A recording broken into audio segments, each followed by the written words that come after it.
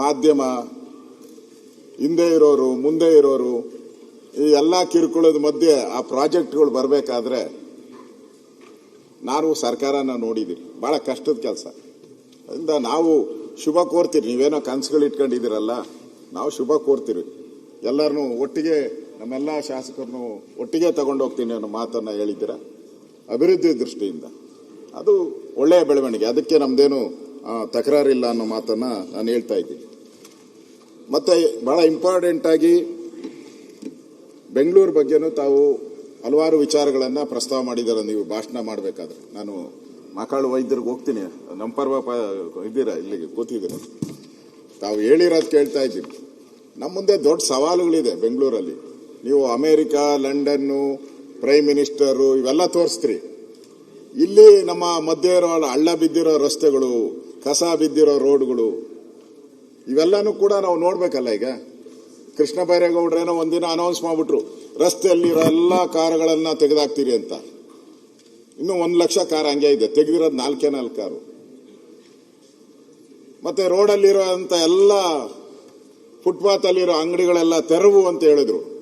ಮತ್ತೆ ಎಲ್ಲ ಅಲ್ಲೇ ಬಂದು ಹಾಕೊಂಬಿಟ್ಟಿದ್ದಾರೆ. ಫೋಟೋಗಳು ಕೊಡ್ತೀನಿ ಬೇಕಾದ್ರೆ. ಈಗ ಸ್ವತಂತ್ರ ಬೆಂಗಳೂರು ಅದೇನೋ ಕಸದ ಅಂತಂದೆ. ಯಾವ ರಸ್ತೆನಾದ್ರೂ ಒಂದು ರಸ್ತೆ ತೋರಿಸ್ಬಿಡಿ ನೀವು.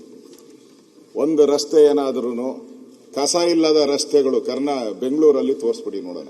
ಅವಾರ್ಡ್ ಕೊಟ್ಬಿಡ್ತೀನಿ. ಪ್ರಜಾವಾಣಿ ಅಂತೂ ಎವ್ರಿ ಡೇ ಒಂದು ಕಾಲಮ್ ಮಾಡಿಬಿಟ್ಟಿದ್ದಾರೆ ಪ್ರಜಾವಾಣಿಯವರು.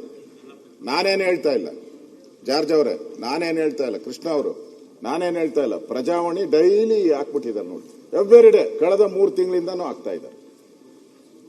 ಇದನ್ನ ನಾವು ಬದಲಾವಣೆ ಮಾಡಿದ್ರೆ ನಮ್ಮ ವಿಷನ್ಸ್ ಏನಿದೆ ಅದಕ್ಕೆ ರೀಚ್ ಆಗ್ಬೋದು. ನಾವು ಬೆಂಗಳೂರನ್ನ ಸುಂದರ ಮಾಡಬೇಕು, ಬೆಂಗಳೂರನ್ನ ಡೆವಲಪ್ ಮಾಡಬೇಕು ಅಂತ ಹೇಳಿದ್ರೆ ಇಲ್ಲಿರೋ ಜನಕ್ಕೆ ನಾವು ಫೆಸಿಲಿಟಿ ಕೊಡ್ಬೇಕು. ಮೊದಲು ಇಲ್ಲಿರೋ ಜನ ನೆಮ್ಮದಿಯಾಗಿ ಬದುಕಕ್ಕೆ ಅವಕಾಶ ಕೊಡ್ಬೇಕು ನಾವು. ಆಮೇಲೆ ಬೇರೆಯವರು ಹೊರಗಡೆ ಬರೋರು ಅವರೆಲ್ಲ ಆಮೇಲೆ ಬೇರೆ. ಇಲ್ಲಿರೋ ಜನಕ್ಕೆ ನಾವು ನೆಮ್ಮದಿಯನ್ನ ಬದುಕುವಂತ ಅವಕಾಶ ಮಾಡಿಕೊಟ್ರೆ ನಿಮ್ಮ ವಿಷನ್ನು ಸರಿ ಇರುತ್ತೆ, ಆ ಕಲ್ಪನೆಗಳು ಸರಿ ಇರುತ್ತೆ. ನಾವು ಕೂಡ ಅದಕ್ಕೆ ಸಹಕಾರವಾಗಿ ನಿಮ್ಮ ಜೊತೆ ನಿಲ್ತೀರಿ. ಅಭಿವೃದ್ಧಿ ದೃಷ್ಟಿಯಿಂದ ನಾವೇನು ವಿರೋಧ ಮಾಡಲ್ಲ. ಇವತ್ತು ತಾವು ಇನ್ನೂ ಹಲವಾರು ವಿಚಾರಗಳನ್ನು ತಾವು ಹೇಳಿದ್ದೀರಾ.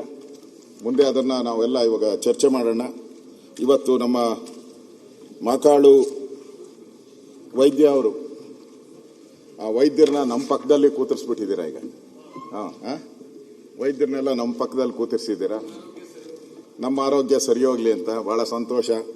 ಹಿಂದೆ ನಮ್ಮ ರುದ್ರಪ್ಪ ಲಂಬಾಣಿಯವರಿದ್ದರು, ಬಹಳ ಕೋಆಪರೇಟಿವ್ ಆಗಿದ್ರು. ಪಾಪ ನಾನೇನ ಮರ್ತರೆ ಎತ್ತಿ ಕೊಡೋರು ಕೈಗೆ. ಅವರು ನಾನೇನೋ ಭಾಷಣದಲ್ಲಿ ಏನಾನ ಮಿಸ್ಟೇಕ್ ಆದರೆ ಎತ್ತಿ ಕೈ ಕೊಡೋರು.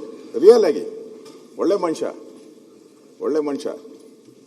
ಅದರಿಂದ ಅವರು ನಮ್ಮ ಜೊತೆ ಹಾಗೇ ಇರಲಿ, ಯಾಕಂದ್ರೆ ಪಕ್ಕದಲ್ಲಿ ಕೂತಿರೋದ್ರಿಂದ ಒಳ್ಳೆ ಸ್ನೇಹ. ಈಗಲೂ ಅಷ್ಟೇ ಸ್ನೇಹಿತರಿದ್ದಾರೆ ಲಂಬಾಣಿಯವರು.